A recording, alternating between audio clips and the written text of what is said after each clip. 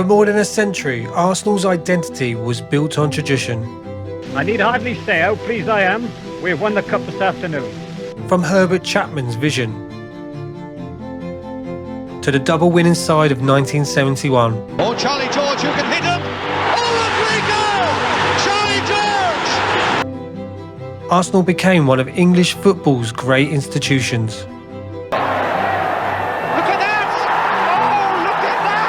But between 1989 and 2006, the club entered an era that would redefine its future. This is the story of how George Graham's champions became Arsene Wenger's invincibles.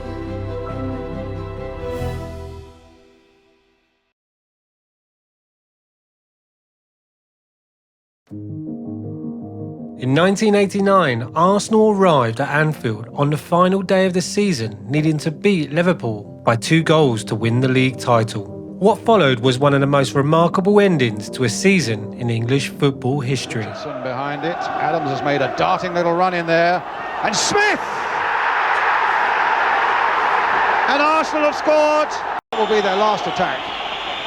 A good ball by Dixon, finding Smith. For Thomas, charging through the midfield! Thomas, it's up for grabs now! Thomas! Right at the end! An unbelievable climax to the league season! And the champions! A momentous occasion this for Arsenal. Coming here, requiring a 2-goal lead, and snatched it in the most dramatic fashion in the last minute of the game. A remarkable achievement for George Graham's Arsenal. But winning the championship and retaining it were 2 different challenges. Arsenal finished 4th in the following season. In the 1991 season, however, Arsenal once again emerged as title contenders. The arrivals of David Seaman and Andres Limpar strengthened George Graham's squad, and they began the campaign with a 17-game unbeaten run in all competitions. Though it was not without controversy. On the 20th of October, Arsenal defeated Manchester United 1-0 at Old Trafford, but the match descended into a mass brawl that resulted in Arsenal being deducted 2 points. The incident is often regarded as the first chapter of the fierce rivalry that would later develop between the 2 clubs. Arsenal were dealt another blow when captain Tony Adams was sent to prison for drink driving following a car crash, serving 2 months behind bars before returning later in the season. Yet neither the points deduction nor the loss of their captain could derail Arsenal's title charge. It's fine that people hate us. It's part of our history. We're the Arsenal. They hate us. Go out and be the Arsenal. Nelson, oh, what a lovely back heel. Smith with a shot, a fantastic goal. Good ball. Smith playing him back in now for Paul Merson. It's a goal for Arsenal, and Merson has scored it. Campbell. That's the inspiration we've been looking for. Graham's side went on to win their 2nd league championship in 3 years, losing just a single league match all season and conceding only 18 league goals. Former Arsenal midfielder who had been part of the club's 1971 double winning side, George Graham returned as manager in 1986. In his first season, he guided Arsenal to the Littlewoods Cup before delivering 2 league titles in the space of 3 seasons, restoring one of English football's great institutions to the summit of the game. Under his leadership, Arsenal became a disciplined, well-organised side founded on structure and control. With David Seaman behind a perfectly drilled back 4 of Tony Adams, Steve Bold, Lee Dixon and Nigel Winterburn. A back 4 that would shape Arsenal's identity for years to come. And with the signing of Ian Wright for the 91-92 season, expectations were high at Arsenal as they prepared to compete in the European Cup, the first English club back into the competition since 1985. But things did not go to plan. Arsenal were dumped out in the 2nd round by Sven-Göran Eriksson's Benfica, losing 3-1 at Highbury. And in January 92, Arsenal suffered a humiliating 3rd round FA Cup exit, losing 2-1 to 4th Division Wrexham in one of the biggest shocks in FA Cup history. Yet despite crashing out of Europe and the FA Cup, Ian Wright won the Golden Boot as Arsenal finished as the league top scorers, yet could only manage 4th place in the table.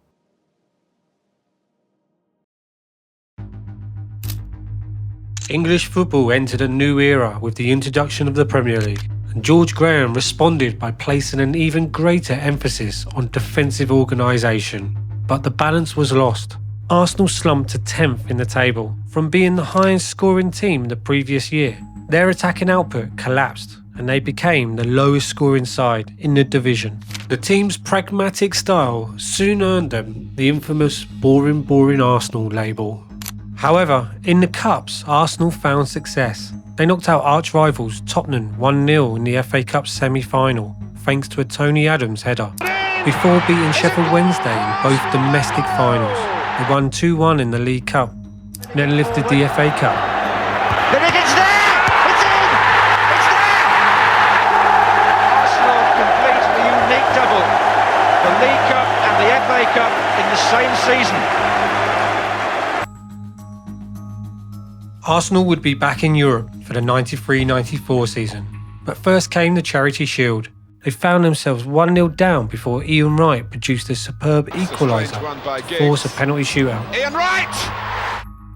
Ironically, Wright would miss his spot kick, and when Seaman stepped up, his effort was also stopped. The champions have beaten the cup holders in the Charity Shield. A week later, Wright was back among the goals, scoring the winner against Tottenham Hotspur. And in he goes, and right!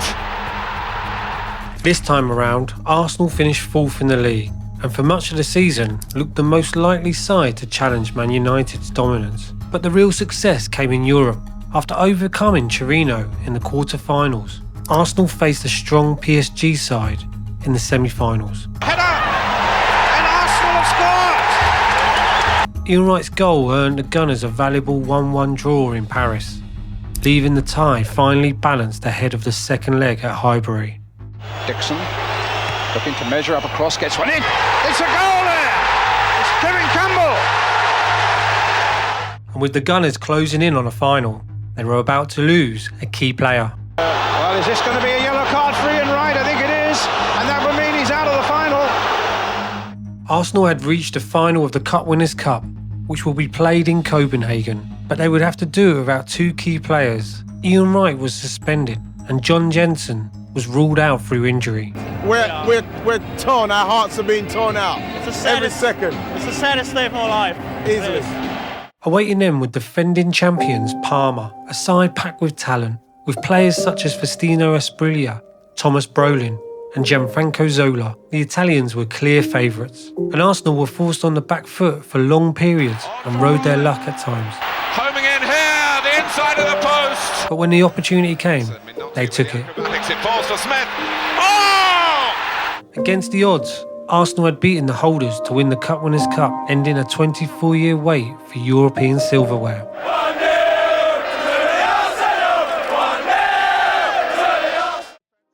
Graham's defensive approach worked well in the cup competitions, but in the league, it was a different story.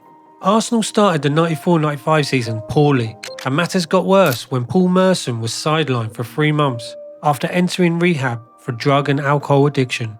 Then came the biggest shock of all. In February 95, after almost 9 years in charge, George Graham was sensationally sacked. Premier League investigation revealed he had received illegal payments, reportedly around £425,000 from agent Rune Haag, relating to the transfers of John Jensen and Paul Liderson. Arsenal's board acted swiftly, dismissing him for not acting in the club's best interests. Assistant manager Stuart Houston took over as caretaker until the end of the season, but the damage was done. Arsenal finished 12th in the Premier League, their worst position since 1976. However, Europe once again came to Arsenal's rescue. An Ian Wright wonder goal helped them knock out Auxerre in the quarter-finals, before a thrilling tie against Sampdoria in the semi-finals of the Cup Winners' Cup. At Highbury, Arsenal won 3-2, with Ian Wright scoring the winner. Right. A wonderful goal for Arsenal. The return leg in Genoa was pure drama. And Sampdoria with Mancini have levelled it on aggregate. Wright equalised for Arsenal. Then Bellucci scored twice late on, and it looked like Arsenal were finished. But in the dying moments, Stefan Schwarz stepped up. It's in! It went to penalties, and David Seaman produced heroics. And to send Arsenal through to the final. There they would face Spanish side Real Zaragoza in the final, and with the game still level in extra time, Naeem attempted an audacious effort from near the halfway line. Naeem going for glory from long range and Seaman struggling. Arsene!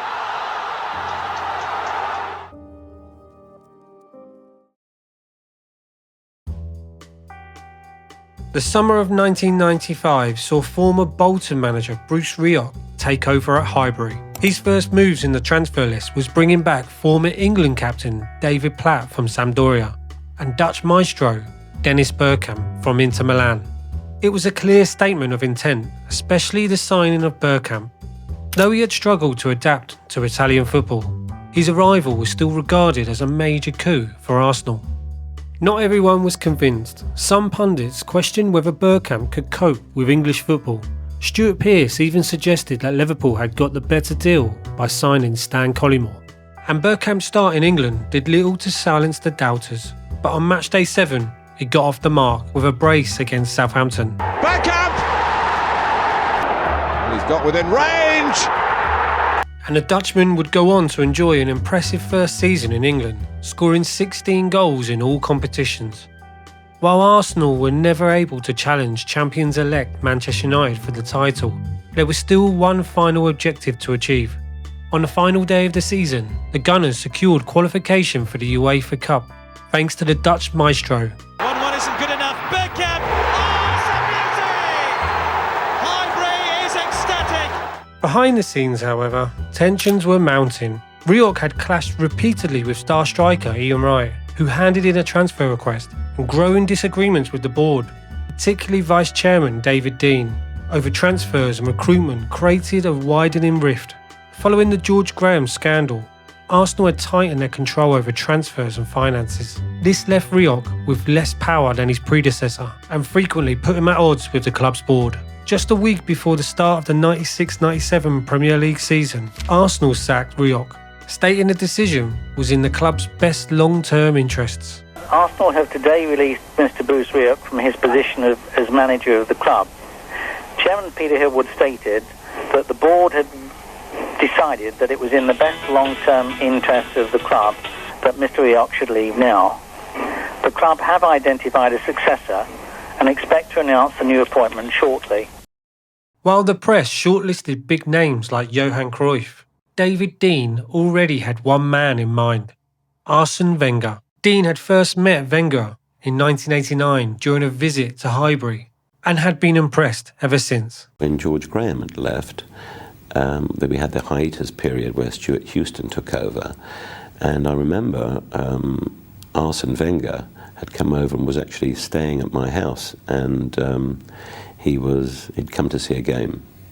And I felt that he would have been the right man for Arsenal. And I discussed it with the board, and of course it was decided that perhaps it was a bit too much of a gamble at the time. When we decided that we wanted a change after Bruce Rioch, I was perhaps a little bit more forceful than I'd been before with the board and said, look, this man is special. He deserves an opportunity and a chance. Wenger had built a strong reputation in France. He had won the French League title with Monaco in his first season in 1988 and the French Cup in 91. In 94, he guided Monaco to the semi-finals of the UEFA Champions League. Bayern Munich were interested and offered him the job, but Monaco's board begged him to stay. However, after a poor start to the 94-95 season, they sacked him in September 94. Disillusioned with French football, Wenger decided to move abroad and took the job with Grampus 8 in Japan. When he finally arrived at Arsenal in late September 1996, he was virtually unknown to almost everyone connected with the club. To the fans, the media, and even many of the players, the appointment came as a shock. And the question on everyone's lips was simply, Arsene who? The players looking forward to Arsene Wenger arriving. Who? Arsenal had always been a club rooted in tradition and class. Under George Graham, they became synonymous with iron discipline and a rock-solid defence. The famous back four formed the bedrock of one of the club's most successful eras. Then Arsene Wenger arrived and brought a completely different outlook. He revolutionised training methods, nutrition, sports science, and changes that would transform not just Arsenal, but the entire English game. He also began shifting the club towards a more cosmopolitan European identity by recruiting talent from across the continent. The traditions remained, but Arsenal were changing. And the transformation began even before Arsène Wenger took charge of his first match. Arsenal completed the signing of 20-year-old French midfielder Patrick Vieira from AC Milan for £3.5 million. Relatively unknown in England, Vieira would become the first symbol of Wenger's new vision for the club. Stuart Houston and Pat Rice took temporary charge for the first 8 games. Then on the 12th of October 96, Wenger finally stepped into the dugout for his first game. 2-0 victory away at Blackburn Rovers. The start was steady rather than spectacular, but it was Wenger's first North London derby against Tottenham that gave Arsenal supporters their first real glimpse of what the future could look like. Arsenal had not beaten Tottenham in 3 years, and Spurs had not lost at Highbury since '91. And with the match level at 1-1 in the 88th minute. Bergkamp split for Adams! That's a sensational finish! Show. Oh, enough. Here's Bergkamp. That's wonderful. That's fantastic. And that's the match winner from Dennis Bergkamp. Despite sitting top of the table in early December, Arsenal's title challenge began to unravel. 3 red cards in 5 games over the Christmas period disrupted their momentum, and their form dipped after the new year. Arsenal eventually finished 3rd as Manchester United retained the Premier League title once again.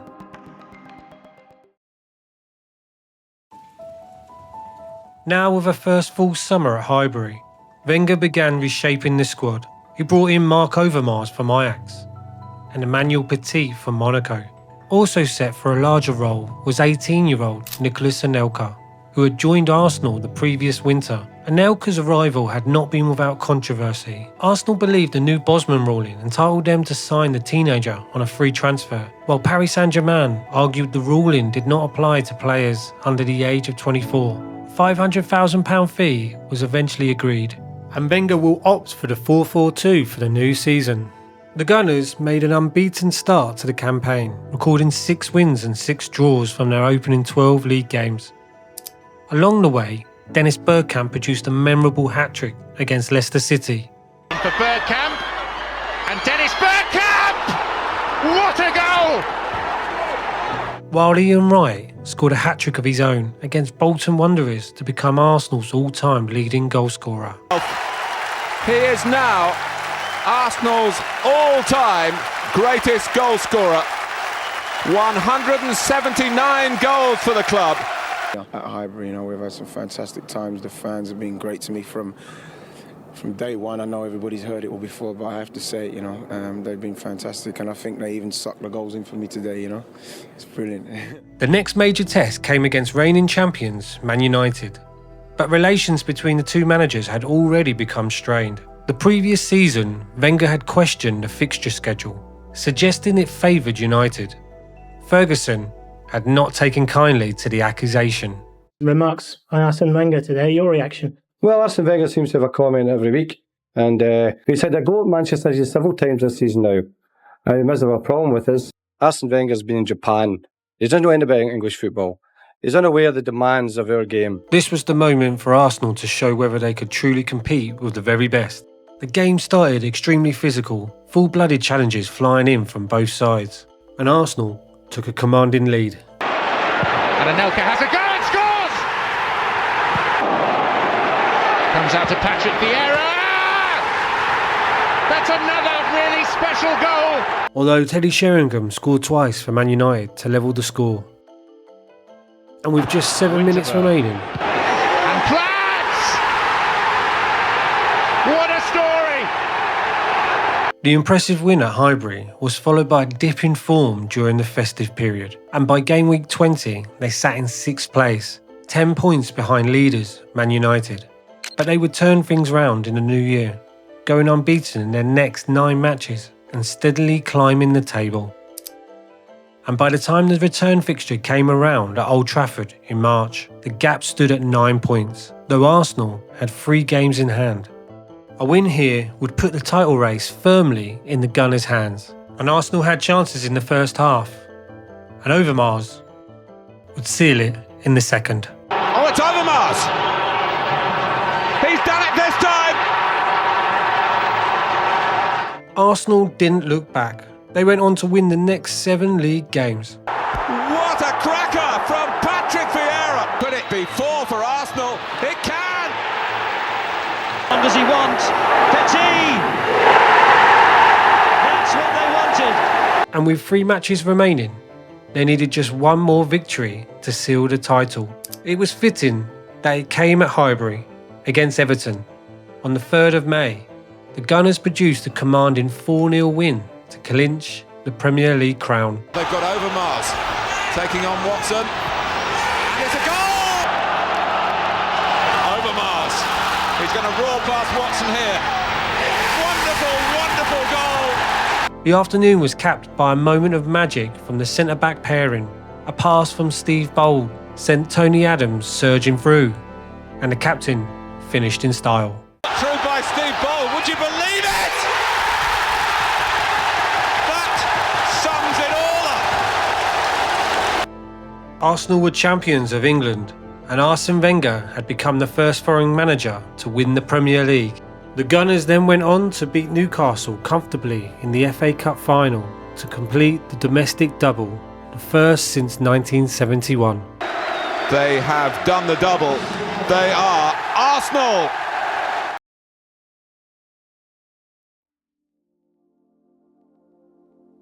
Fresh from winning the double the previous season, Wenger strengthened the squad with new signing Freddie Ljungberg, while club legend Ian Wright left to join West Ham.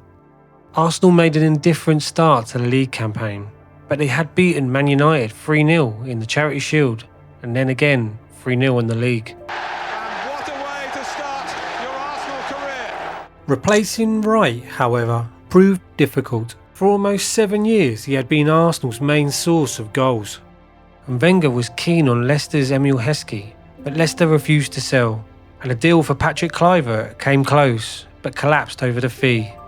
Wenger later admitted, "We will still be buying a striker, but unfortunately Leicester did not want to sell Heskey, so we'll have to go somewhere else." From mid-November to mid-December, Arsenal went winless, 3 draws and 2 defeats in the league.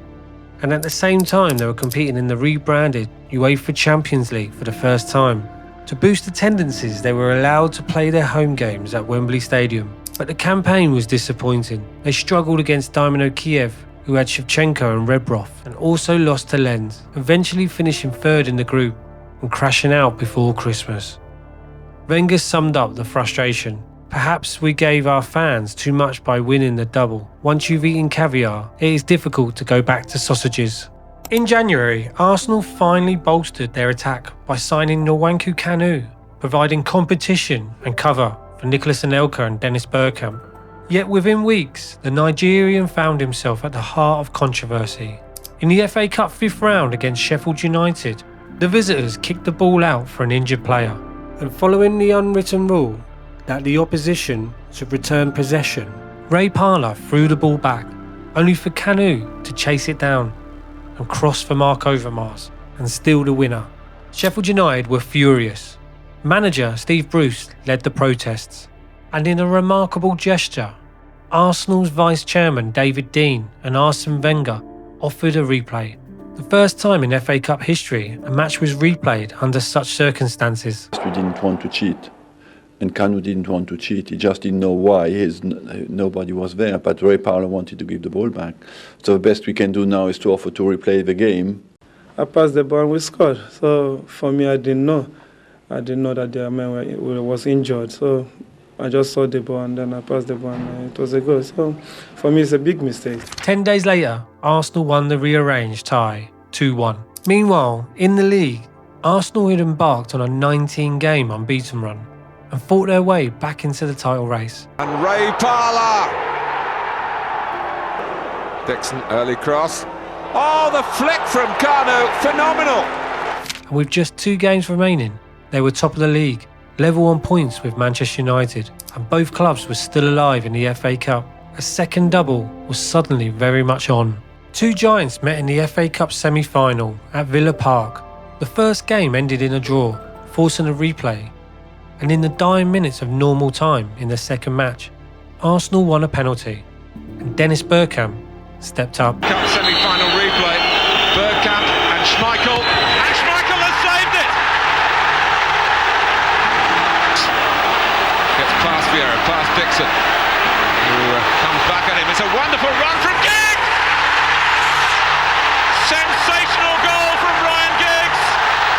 And Arsenal would go on to lose in extra time. The pain didn't end there. Arsenal's title hopes were crushed by a late defeat away to Leeds United. Kewell looks for Hasselbank, and Jimmy Floyd Hasselbank has scored what could be a critical goal in the Premiership season. In the space of a few painful weeks, their dreams of another double were over. And it would be Manchester United that would go on and win an historic treble.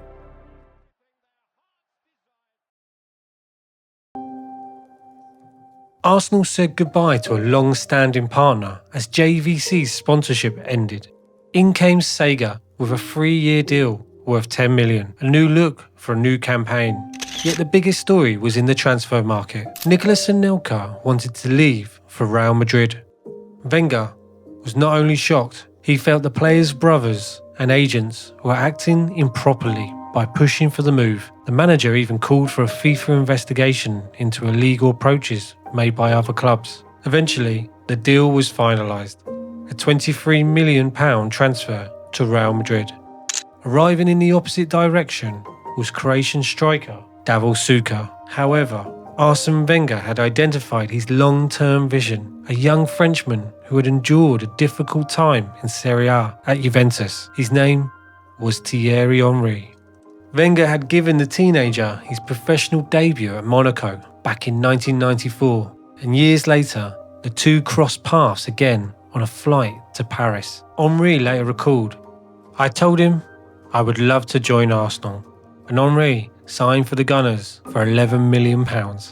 And it was a difficult start to the season. Arsenal lost at home to Manchester United and struggled for consistency in the early weeks. Henry, in particular, looked off the pace. 7 Premier League appearances without a goal. Then on match day 8, away at Southampton, it finally came.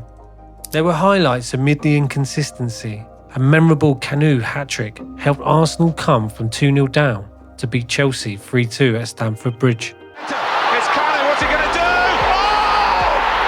Can you believe it? Despite this, problems remain. Patrick Vieira was handed a 6-match ban following a red card at West Ham. What's more, the defence, so solid in the previous season, conceded just 17 league goals. By the halfway point, they had already shipped 20, and the concerns were growing. Steve Bold had departed in the summer, and the experienced duo of Tony Adams and Martin Keown were being asked to carry a heavy load. For the second successive season, Arsenal played the Champions League home fixtures at Wembley. Bigger crowds, bigger revenue, a grand stage. However, results were disappointing. They struggled in a tough group, losing at home to Barcelona and then to Fiorentina. Eccolo, Battistuta 1-2, Winterburn, il tiro, e gol incredibile! Batigol! And the campaign ended in the group stage, and they would drop down into the UEFA Cup. In the league, Arsenal remained inconsistent. They could never mount a serious title challenge against the reigning champions, United, and in the end, they would finish a distant second. But Europe offered a different story, overcoming soon-to-be La Liga champions Deportivo. Oh! Wonderful finish! Then a hat-trick from Ray Parlour against Werder Bremen put them in the semis against Lens. First run for Bergkamp. Oh, he's round the goalkeeper. Can he put it away? You bet he can. Return by Thierry Henry. What a strike! To reach the UEFA Cup final in Copenhagen against Turkish giants Galatasaray, led by Fatih Terim, featuring the experienced maestro in Georgie Hagi.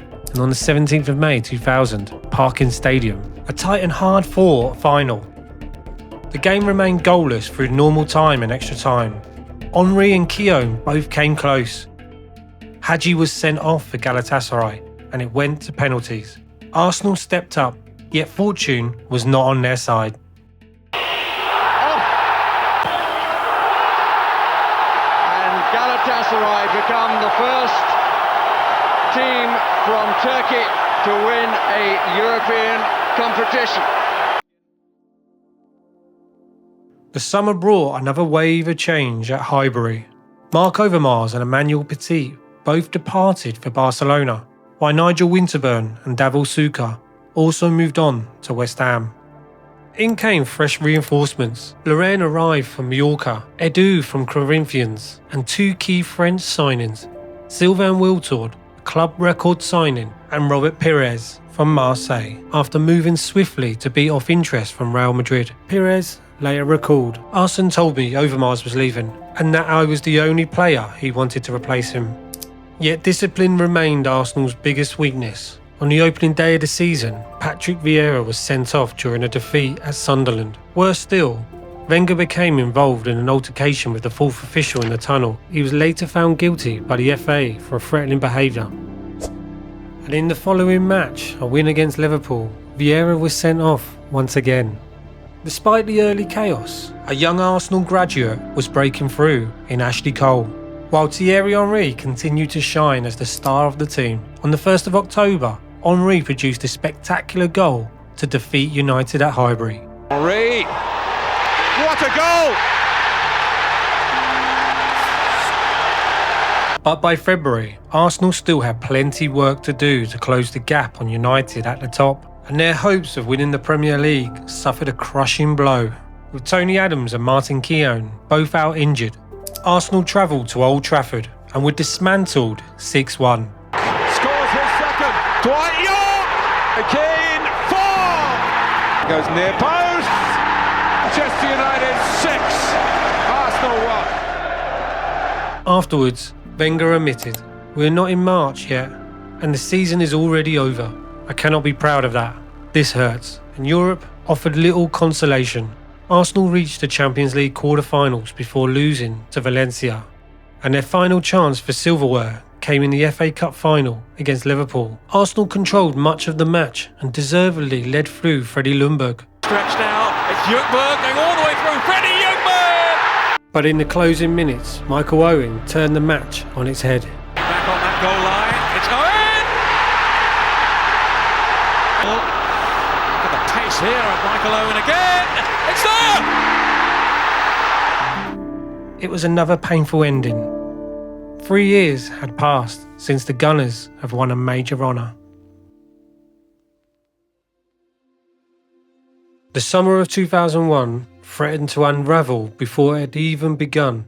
Patrick Vieira publicly declared his desire to leave the club.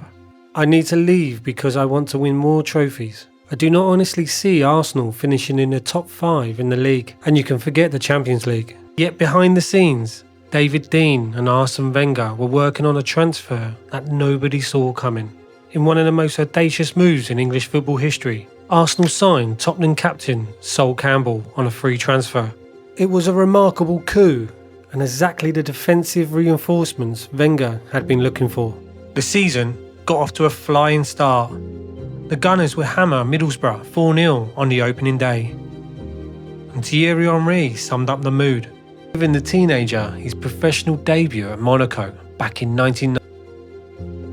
Off the pitch, Arsenal were planning for the future. The club's ambitious plans for a new stadium at Ashburton Grove received approval, marking the beginning of a new era beyond Highbury. 20, 30, 40, 50 years, people think, some people were not too stupid before because they helped us to be a big club. And after 3 years of playing second fiddle to Manchester United, Arsenal produced a statement victory at Highbury, assisted by 2 costly Fabien Barthez mistakes. His clearance is poor. Henry in here against Barthez. Oh, what a howler from the Frenchman. Barthez will cover, or at least he should have done. And Thierry Henry has punished Barthez again. It proved to be a defining moment in their season. Henry was in sensational form, but Arsenal's title challenge was built on more than one player. Bergkamp, Pires, Ljungberg, all produced decisive moments as the season reached its climax. Gerard Ljungberg's in the centre, Freddie Ljungberg!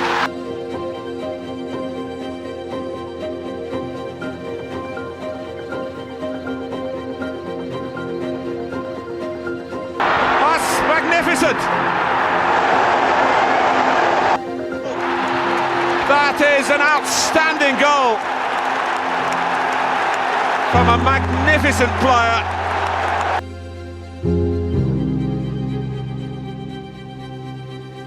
In Europe, Arsenal showed quality. Oh, that's magnificent! Not finished yet, because Dennis Bergkamp has put his stamp on the evening. But ultimately fell short in a tough second group stage. But domestically, the Gunners were flying. They reached their second successful FA Cup final, this time against Chelsea. Arsenal were dominant and won convincingly 2-0 to lift the trophy.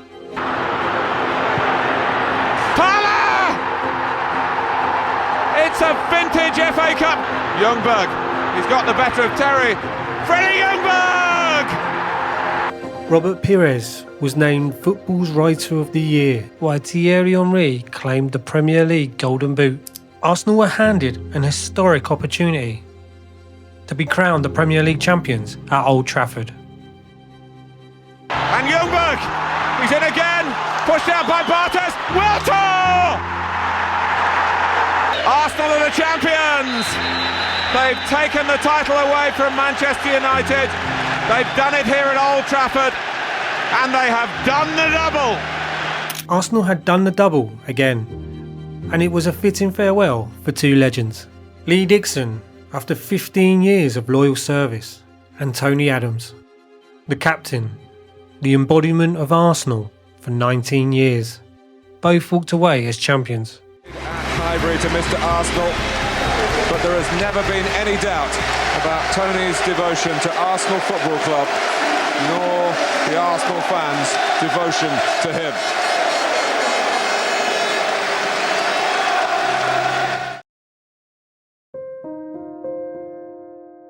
After clinching the double the previous season, the summer was once again filled with speculation surrounding Patrick Vieira. Reports linked the Frenchman with moves to Real Madrid and Juventus, but following Tony Adams' retirement, Wenger handed him the captain's armband, convincing Vieira to remain at Arsenal. The squad was strengthened by signing of Brazilian World Cup winner Gilberto Silva and Kolo Touré, who signed the previous winter, who will establish himself as a key player.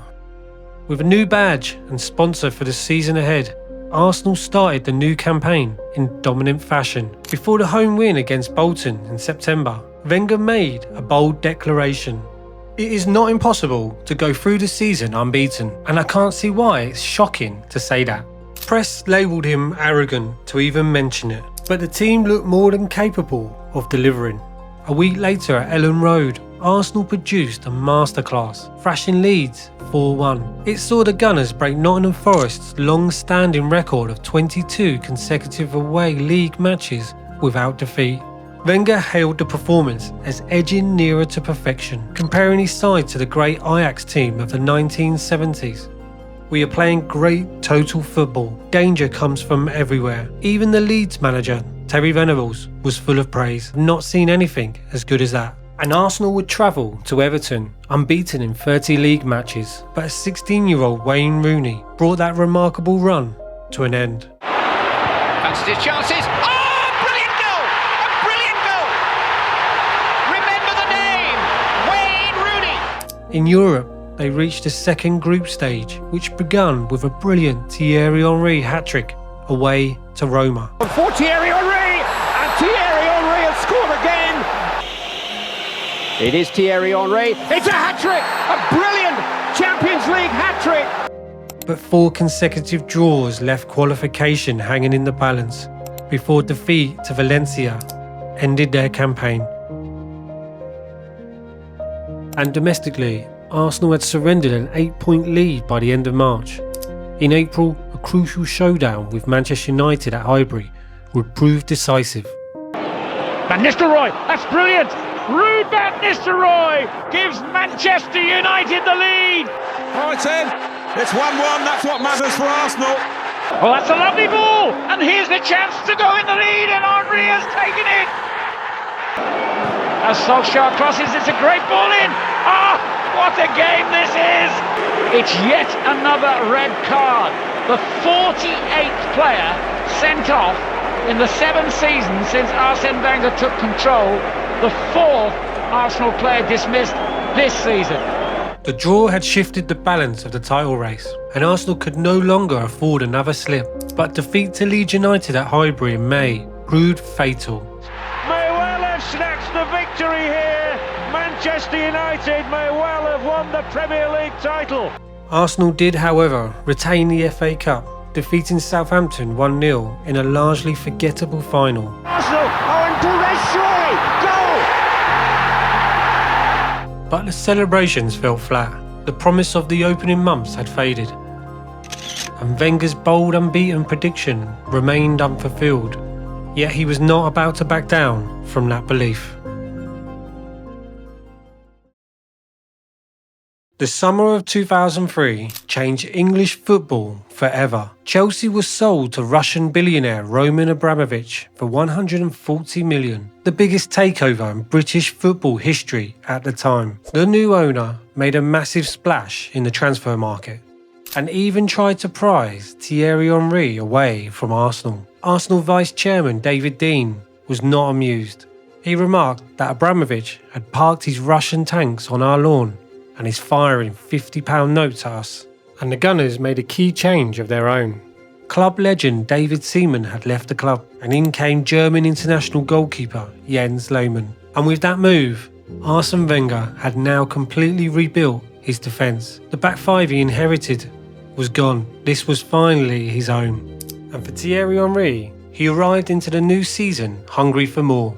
Fresh off a record-breaking campaign, the first player in the Premier League history to score over 20 goals and provide over 20 assists. He wasn't interested in individual awards. He wanted more silverware, and he believed this was the year Arsenal would take that next step. Right from the very first game of the season at home to Everton, the team would show resilience that would come to define their entire campaign. Sol Campbell was sent off after just 25 minutes, yet the 10-men Gunners dug deep and still went on to win the match. It's Vieira, it's Perez, it's 2! After 4 wins and a draw, Arsenal headed to Old Trafford. Even at this early stage of the campaign, the stakes already felt high. And the game was fiercely contested from the first whistle, and Patrick Vieira picked up a booking early on, but worse was to come. In the 80th minute, he was shown a second yellow and sent off after lashing out in frustration during a clash with Ruud van Nistelrooy, and Arsenal were down to 10 men. The sense of injustice among the players was palpable, and with the score still 0-0, the game moved into the 90th minute, and Manchester United were awarded a penalty. Ruud van Nistelrooy. Oh, he's missed it! He has hit the bar! And at the final whistle, the situation boiled over. They're all around Ruud van Nistelrooy. And the Football Association later charged several Arsenal players with improper conduct and fined the club £175,000, the largest penalty of its kind the FA had ever imposed. But Wenger was delighted with his side, having felt Arsenal had been out-muscled in the same fixture the previous season. He didn't want to repeat, and post-match he put it himself. It was fantastic to get something out of the game. I wanted to see the character of the team, and I've seen plenty today. The 0-0 draw at Old Trafford was followed by a run of statement wins, a late winner against Newcastle, and Pires' decisive strike at Anfield. Pires. Oh, what a shot! It's a fabulous goal from Robert Pires! And a victory over Chelsea. Bergkamp has found Pires. Pires towards Henry. Kudicini's lost it, and Arsenal have found a goal. Arsenal would end the calendar year in second place, 1 point behind leaders Manchester United. More importantly, they had gone half a season unbeaten, and according to the Times, had begun to establish an aura of invincibility. Arsenal also topped their Champions League group, Their campaign defined by a famous 5-1 victory over Inter Milan at the San Siro. Ljungberg, 2-1! Henry steps inside, Pires is there. Henry will have to do it alone. Ah! Sensational goal from Thierry Henry. Ljungberg, it'll come here for Edu. It's only 4-1 to Arsenal in the San Siro. Showing the idea, it's Robert Pires, 5. In January, Wenger strengthened his squad with the signing of Jose Antonio Reyes, a player whose goals would prove crucial during the run-in. After 30 league games, Arsenal sat top of the Premier League table with 74 points, 7 clear of Chelsea, and was still unbeaten. As the first week of April began, the Gunners were dreaming of a historic treble. But within the space of just 4 days, those ambitions began to unravel. A defeat to Manchester United in the FA Cup final was followed by a heartbreaking home loss to Chelsea in the Champions League quarter-finals. It had been a devastating week, and just 3 days later, Liverpool arrived at Highbury. And it's a goal for Liverpool. Happier. The game warming up. Yes!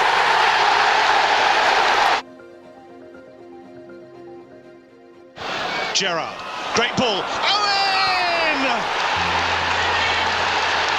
Terrific! And with Arsenal facing the prospect of another damaging defeat, Thierry Henry delivered when his side needed him most. Expectations, but that's a lovely glancing ball for Pires! This is a game they want to win.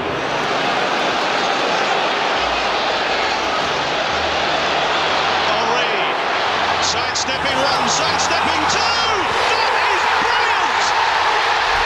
That is simply stunning! Henry timing his run, he's onside! Yes, it's finally there! And Thierry Henry, hat-trick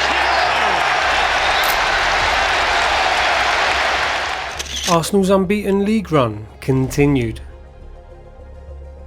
And on match week 34, Arsenal arrived at White Hart Lane, needing just a point against their North London rivals, Tottenham Hotspur, to be crowned champions. Wenger's side raced into a 2-goal lead. What a goal! And the game would end 2-2. And for Arsenal, they were champions again. They won the league at White Hart Lane. And Thierry Henry had been named PFA Players Player of the Year for a second consecutive season. And what a season it had been.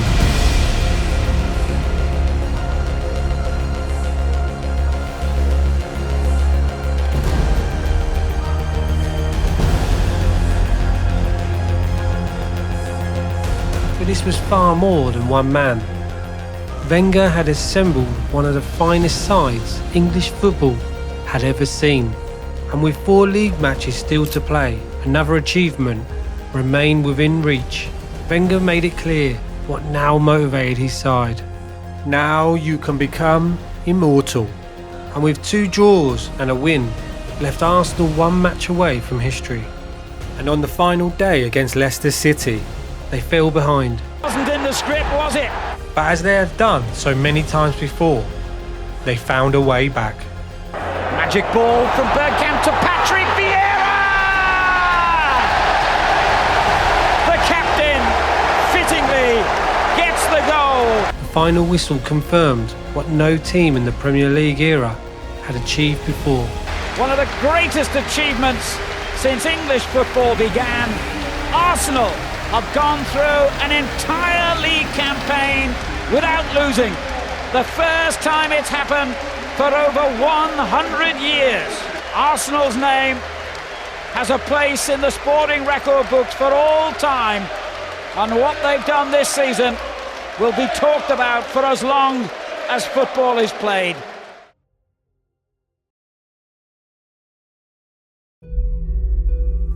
Now dubbed the Invincibles, the champions entered the new season with confidence at an all-time high. But a new force was rising in London. Jose Mourinho had arrived at Chelsea, and the Blues were spending heavily to take over English football. The Gunners responded by bringing in Robin van Persie from Feyenoord and Emmanuel Boué, while giving first-team chance to 17-year-old Cesc Fabregas. And they picked up right where they left off, extending their incredible unbeaten league run. They surpassed Nottingham Forest's long-standing record of 42 games and pushed on to a new English record of 49 matches unbeaten. That historic streak came to a controversial end at Old Trafford. Ferdinand doesn't get there before Freddie Ljungberg. Well, that's a big decision, I have to say. The game was littered with late, aggressive challenges from United players that went unpunished. And late on, a controversial decision would change the game. This sort of level, a fraction of a second could be fatal. Oh, that's a penalty. That's a penalty. Wayne Rooney gets the penalty for Manchester United. Here goes Van Nistelrooy. The noise says it all. The celebrations say it all. Rooney added a second.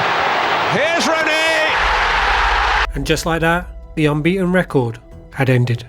And tempers boiled over in the tunnel afterwards, where a slice of pizza was thrown at Sir Alex Ferguson in the infamous Battle of the Buffet. A furious Arsene Wenger accused Rooney of diving.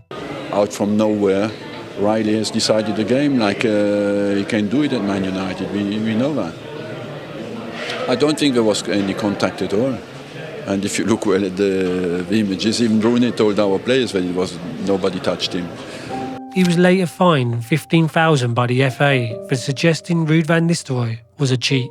Injuries, in particular defence, began to take their toll, and Arsenal's form dipped. But they could still produce moments of magic, most memorably in a thrilling 5-4 victory in the North London derby at White Hart Lane. Jose Mourinho was quick to mock the defending, famously saying 5-4 is a hockey score, not a football score. And in February, Arsenal hosted Man United at Highbury. Tension spilled over before kick-off as Roy Keane confronted Patrick Vieira in the tunnel. And on the pitch was another disappointing day as the Gunners lost 4-2, their fourth league defeat of the season. Days later against Crystal Palace, Wenger made history by naming a squad with no British players for the first time. Arsenal cruised to a 5-1 win, but the result was overshadowed by the all-foreign team. Former gunner Paul Merson called it a joke, while PFA chairman Gordon Taylor warned of a worrying trend for English football. Wenger was unfazed. I don't look at the passport of people, I look at their quality and their attitude. And Arsenal also suffered another disappointing Champions League exit, this time in the last 16 against Bayern Munich. As the season wore on, Chelsea's momentum proved unstoppable. Mourinho's side claimed the Premier League title with a commanding 12-point cushion, and Arsenal and Manchester United were left to fight for silverware in the FA Cup final. And United dominated for long periods, but Arsenal stood firm, and the match finished 0-0 after extra time and went to penalties. The first FA Cup final to be decided by a shootout, and Patrick Vieira stepped up and coolly slotted home the winning spot kick. For Arsenal, he's done it! As Arsenal won another trophy in an otherwise disappointing season. The FA Cup winners of 2005 are Arsenal! Highbury had become one of English football's most iconic grounds, but by the early 2000s it had also become Arsenal's greatest constraint. With a capacity of over 38,000, Arsenal were regularly selling out every league match. Yet clubs like Manchester United were generating significantly greater match-day revenue from stadiums almost twice the size. The Champions League experiment at Wembley only highlighted the reality. Arsenal had outgrown Highbury, and without a larger stadium, the club risked falling behind financially. By February 2004, Arsenal had secured financing for the move to Ashburton Grove, the biggest project in the club's history. But by building the future came with a price, and the banks demanded stability. Arsene Wenger agreed to extend his contract as part of the guarantees behind the project, while Arsenal committed to strict financial controls, meaning costly mistakes were no longer an option. Arsenal would have to build their next era through careful planning rather than spending power. And the stadium would shape every major decision that followed. The 2005-2006 season would be unlike any other. After 93 years, Highbury was preparing for its final campaign. Its marble halls, narrow tunnel and famous pitch had become symbols of Arsenal's football club.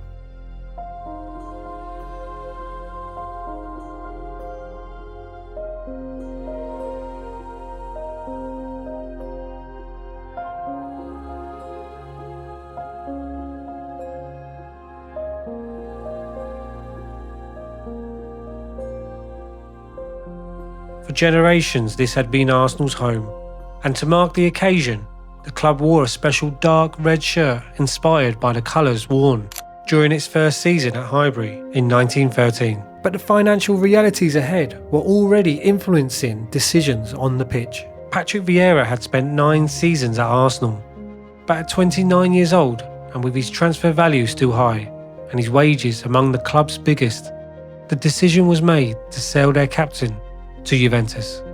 Instead of replacing him with another established player, Wenger changed his approach. Cesc Fabregas was given greater responsibility, while the club looked towards younger talent. Alexander Hleb arrived from Stuttgart, with Abu Diaby, Theo Walcott and Emmanuel Adebayor joining as Wenger began to shape the side that would follow the Invincibles. Despite the emotion surrounding Highbury's farewell, they would struggle for consistency in the league. Injuries disrupted the squad throughout the campaign, and the title race faded early as Chelsea and Manchester United emerged as the leading contenders. But while Arsenal's domestic campaign fell short, Europe offered a different story, and in the Champions League, Thierry Henry continued to write the club's history. In a group game against Sparta Prague, he scored twice. His second goal took him beyond Ian Wright's tally of 185 goals, making him Arsenal Football Club's all-time leading goalscorer. For a player who had arrived from Juventus 6 years earlier as an unproven winger, it was an extraordinary transformation. And in the knockout stages, Henry delivered another defining moment. At the Santiago Bernabeu, a solo goal secured Arsenal's first ever victory over Real Madrid on their own ground. Here's Henry getting cleared. It's Thierry Henry! He scored! He scored for Arsenal in the Bernabeu! And it would start an incredible run. It's reunion night at Highbury. It's a good tackle by Pires on Vieira. Picked his pocket. Henry, plenty of movement ahead of him. Cesc Fabregas! Yes! Breakthrough! And it's the young pretender! That's a lovely ball. There's a chance here for Fabregas. And now for Thierry Henry! Arsenal 2, Juventus 0.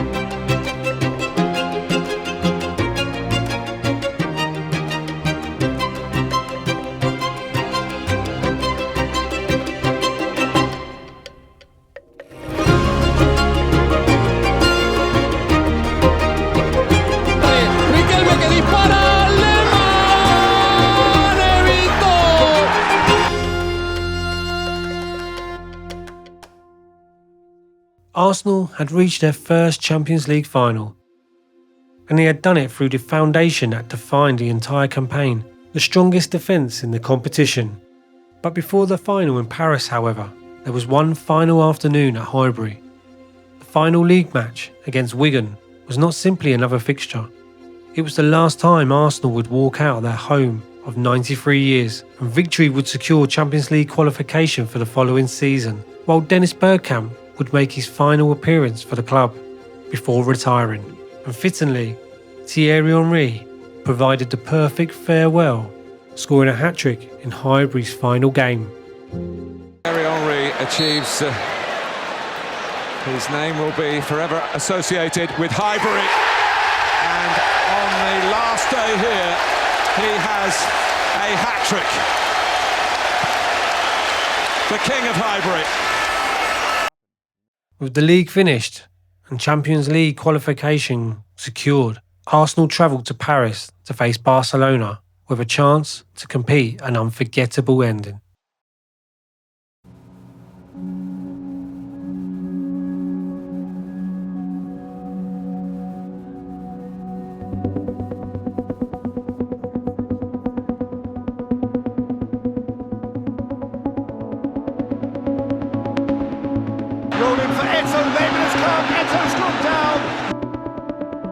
Is a red card for Jens Lehmann. The first player ever to be sent off in a Champions League final.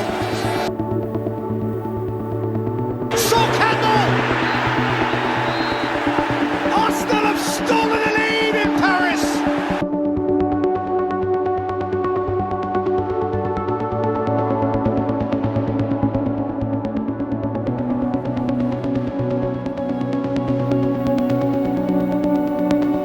Through for Larson, on for Eto'o, 1-1.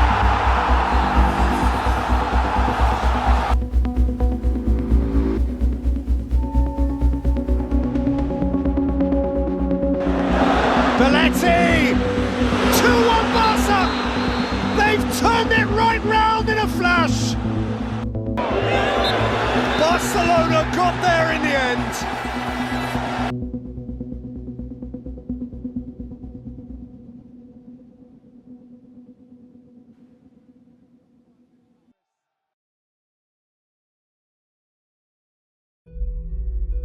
The defeat marked the end of more than just a season. That summer, the team had defined Arsenal's greatest era begun to disappear. Dennis Bergkamp retired, Robert Perez, Ashley Cole, Jose Antonio Reyes, Sol Campbell, all departed. The Invincibles were no longer. And at the same time, Arsenal were preparing for the biggest change in the club's history, as Highbury was being replaced by the Emirates Stadium. But while the new home promised greater possibilities, it also came with financial restrictions that would shape Wenger's next decade. Manchester United were rebuilding, Chelsea had changed the landscape, and Manchester City's future takeover was still to come. Wenger had transformed Arsenal once before. Now, he faced the greatest challenge of his career.